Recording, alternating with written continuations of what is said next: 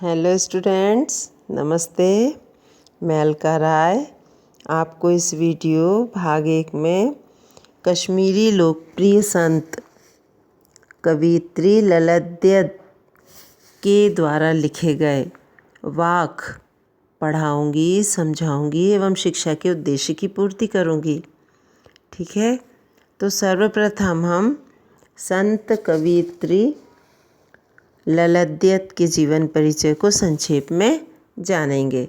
ठीक है, तो आप लोग इस वीडियो को ध्यानपूर्वक सुनिए। कश्मीरी भाषा की लोकप्रिय संत कवयित्री ललद्यद का जन्म सन 1320 के लगभग कश्मीर स्थित पामपोर के सिमपुरा गांव में हुआ था। उनके जीवन के बारे में प्रामाणिक जानकारी नहीं मिलती है। ललद्यद को ललेश्वरी लला, ललयोगेश्वरी, ललारिफा आदि नामों से भी जाना जाता है। उनका देहांत सन 1391 के आसपास माना जाता है। ललद्यद की काव्य शैली को वाक कहा जाता है। जिस तरह हिंदी में कबीर के दोहे, मीरा के पद, तुलसी की चौपाई और रसखान के सवैये प्रसिद्ध हैं, उसी तरह ललद्यद के वाक प्रसिद्ध हैं।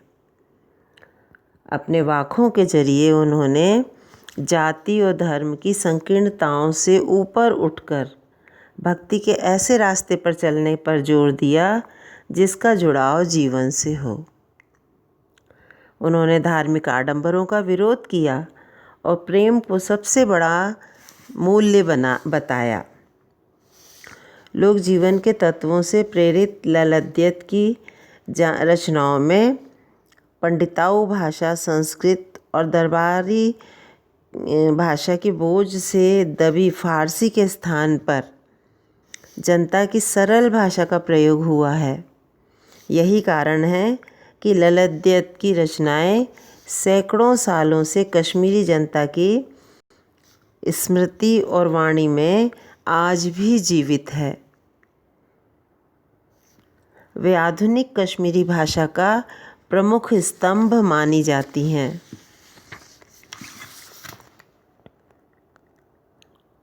उन्होंने ये भक्तिकाल की व्यापक जन चेतना और अखिल भारतीय स्वरूप को परिचित कराने के उद्देश्य से यहाँ ललद्यद के 4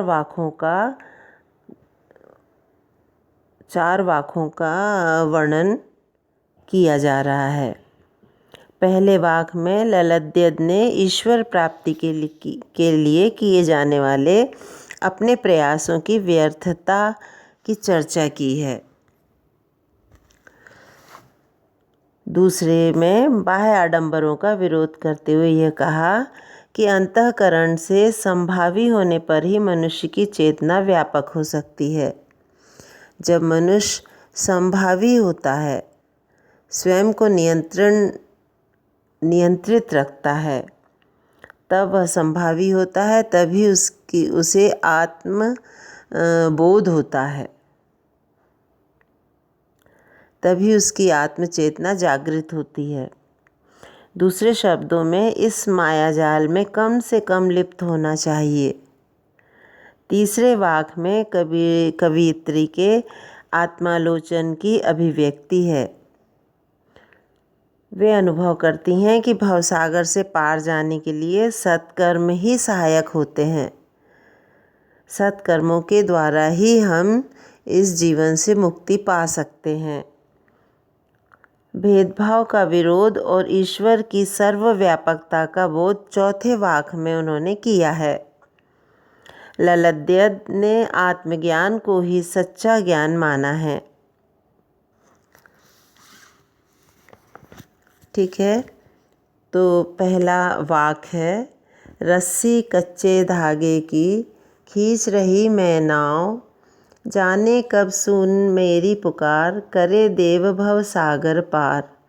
पानी टपके कच्चे सकोरे, व्यर्थ प्रयास हो रहे मेरे, जी में उठती रह रहूक, घर जाने की चाह घेरे। प्रस्तुत पद्यांश हमारी पाठ्यपुस्तक हिंदी में संकलित ललद्यद के द्वारा रचित वाक नामक कविता से लिया गया है, जिसमें कवित्री ने ईश्वर प्राप्ति के लिए किए जाने वाले अपने प्रयासों की व्यर्थता की चर्चा की है। वे कहती हैं कि रस्सी कच्चे धागे की खींच रही मैं नाव। वे कहती हैं कि मैं जीवन रूपी नाव को श्वास रूपी कच्चे धागों से खींच रही हूँ। जाने कब सुन मेरी पुकार।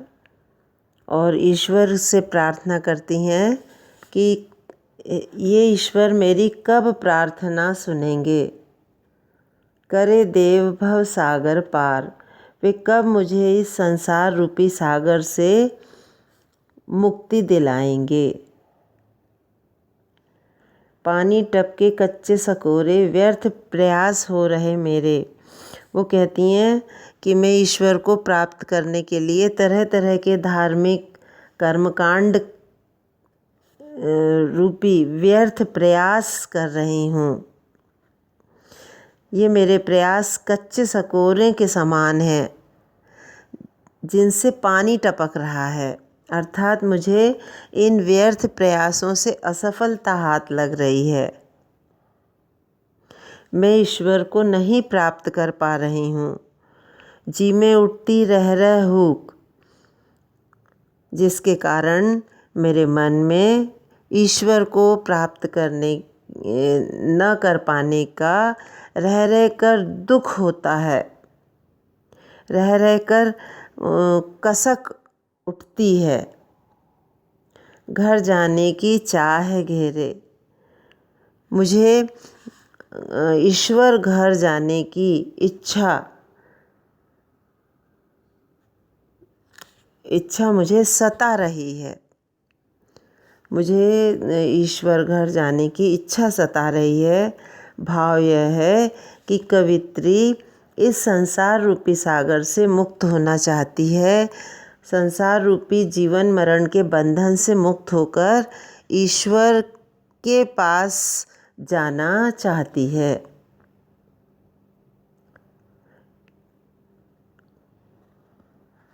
ठीक है। और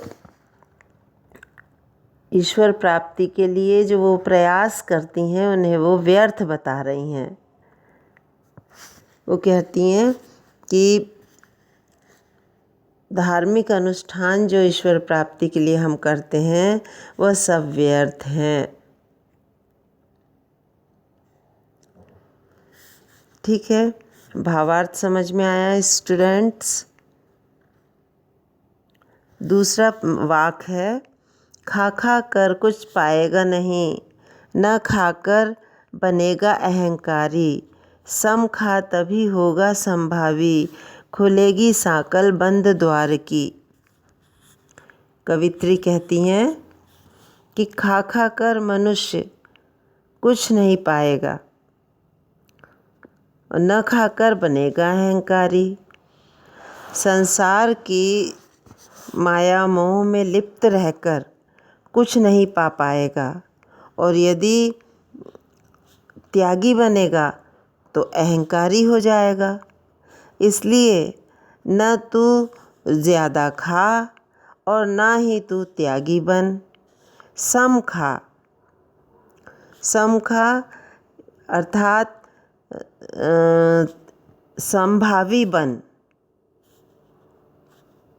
न त्यागी बन और न विलासी बन। बीच का रहकर अपने आप पर नियंत्रण रखकर संभावी बन और अपनी इच्छाओं का शमन करके संभावी बन। तब खुलेगी साकल बंद द्वार की। तब तू तब तुझे अपनी आत्मा का बोध हो पाएगा। तब तेरे अंदर की चेतना जाग पाएगी। तब तू ईश्वर को प्राप्त कर सकेगा। ठीक है। कहने का भाव यह है कि बाह्य आडंबरों का विरोध करके कवित्री ने कहा कि अंतःकरण से संभावी होने पर ही मनुष्य की चेतना व्यापक हो सकती है, तभी उसे ईश्वर की प्राप्ति हो सकती है। दूसरे शब्दों में हम ये कहेंगे कि दुनिया के माया जाल में कम से कम लिप्त होना चाहिए, तभी हमें ईश्वर की प्राप्ति होगी। तीसरे वाक में कवित्री कहती हैं, आई सीधी राह से गई न सीधी राह, सुषुम सेतु पर खड़ी थी बीत गया दिन आह, जेब टटोली कोड़ी न पाई, माझी को दूं क्या उतराई। कवित्री कहती हैं, तीसरे वाक में कवित्री कहती हैं कि मैं इस दुनिया में आई सीधी राह से, इस संसार में मैं सीधे सरल रास्ते से आई, परंतु यहाँ मैं ईश्वर के घर जाने के लिए, ईश्वर प्राप्त करने के लिए तरह तरह के प्रयास करती रही। सुषुम सेतु पर खड़ी थी, मैं हठ योग करती रही और करते करते ऐसे ही मेरा जीवन बीत गया दिन आह। इस तरह मेरा जीवन के अंतिम दिन आ गए। जीवन के अंतिम दिन में जब मैंने अपनी आत्मा रूपी जेब टटोली, तो वहाँ मैंने कोई सत्कर्म रूपी कौड़ी नहीं पाई। क्यों? क्योंकि मैंने जीवन में कोई सत्कर्म किया ही नहीं। और अंत में मैं पछताती हूँ कि माझी को दूं क्या उतराई। इस भवसागर को पार कराने वाले ईश्वर को मैं क्या ले जा कर के दूंगी। भाव यह है कि संसार रूपी सागर से मुक्ति पाने के लिए हमें सत्कर्म आवश्यक हैं। सत्कर्मों की सहायता से ही हम संसार से मुक्ति पा सकते हैं। चौथे वाक में कवित्री कहती हैं, थल थल में बसता है शिव ही, भेद न कर क्या हिंदू मुसलमान, ज्ञानी है तो स्वयं को जान, वही है साहिब से पहचान। चौथा वाक अत्यंत सरल है। लेखिका कहती हैं कि थल थल में बसता है शिव ही, कण कण में ईश्वर व्याप्त है। संसार के कण कण में ईश्वर व्याप्त है। भेद न कर क्या हिंदू मुसलमान, तो हमें हिंदू मुसलमान का भेद नहीं करना चाहिए। ज्ञानी है तो स्वयं को जान, यदि तुम ज्ञानी हो, यदि तुम समझदार हो, तो स्वयं को जानो, स्वयं की आत्मा को पहचानो, अर्थात आत्मबोध करो। जिस मनुष्य ने अपने आप को जाना, पहचाना, मैं कौन हूँ, कहाँ से आया हूँ और मरने के बाद मैं कहाँ जाता हूँ, इस तरह जिसने स्वयं को जाना, वही ज्ञानी है और वही साहिब से पहचान, वही ईश्वर को प्राप्त कर पाता है। उसे ही आत्मबोध होता है, उसे ही ईश्वर की प्राप्ति होती है। ठीक है स्टूडेंट्स, वाक के भावार्थ आपको अच्छी तरह समझ में आ गए होंगे। इन वाकों से संबंधित प्रश्नोत्तर PDF द्वारा आपको भेज दिए जाएंगे। धन्यवाद।